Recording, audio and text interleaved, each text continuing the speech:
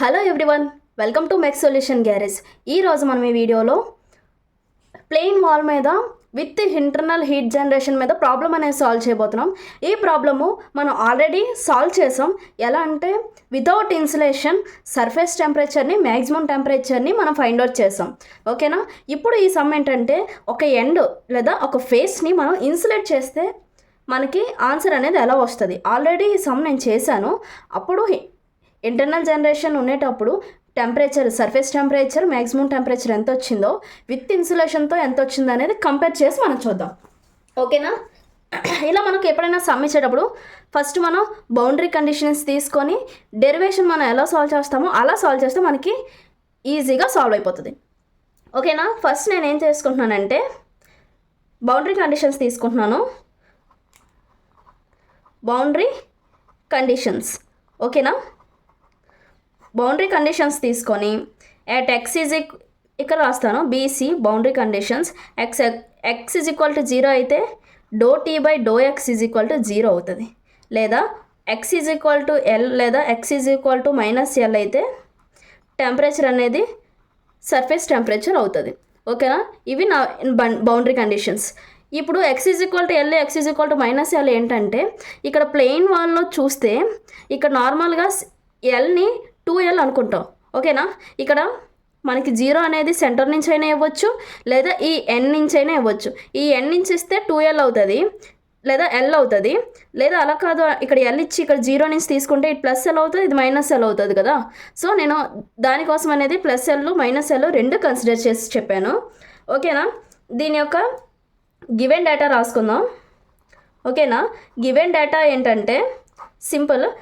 Plain wall of 10 cm thickness 10 × 10⁻⁻² centimeter thickness. Generate heat internally at a rate of 4 × 10⁴ అనమాట. 4 × 10⁴ Watt/m³ అనమాట. ఇంటర్నల్గా heat generate అయింది. When an electric current is pass through it's centre if convective heat transfer coefficient is 50 Watt/m² Kelvin between air and the wall on both sides. Surroundings temperature at 20 degrees centigrade and K is equal to 15 Watt/m².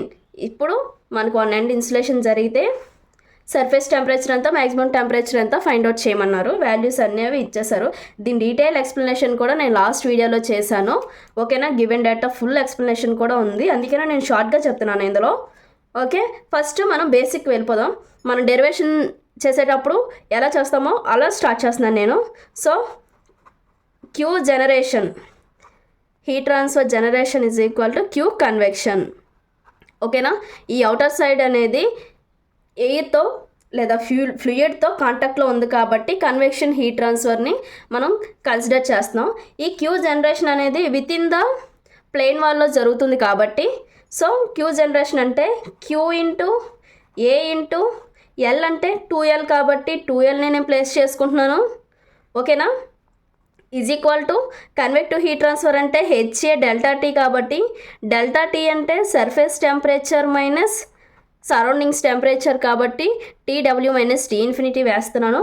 Queue అంటే మనకి 4 × 10⁴ కాబట్టి అది place చేశాను. ఓకేనా? Next area మనకు తెలియదు కాబట్టి ఏరియాకి కావాల్సిన ఏ ఇన్ఫర్మేషన్ ఇటు సైడ్ ఇవ్వలేదు కాబట్టి నేను అలానే ఉంచుతున్నాను. ఇంటూ 2L కాబట్టి 2 ఇంటూ లెంత్ అంటే మనం ఎంత తీసుకోవాలి, 2L 10 cm అన్నారు. L అంటే 5 × 10⁻⁻² కదా, 5 × 10⁻⁻² కదా. మనం దీన్ని 10 × 10⁻⁻²గా కూడా వేసుకోవచ్చు. నేను క్లారిటీ కోసం నేను ఇలా వేస్తున్నాను. ఓకేనా? హెచ్ అంటే మనకు ఆల్రెడీ ఇచ్చారు 50 ఇంటూ ఏ మనకు తెలీదు, TW మనం ఫైండ్ అవుట్ చేయాలి. అండ్ T∞ అంటే 20 degrees. ఓకేనా? ఇటు సైడ్ ఏకి క్యాన్సిల్ అవుట్ అయిపోద్ది. ఓకేనా?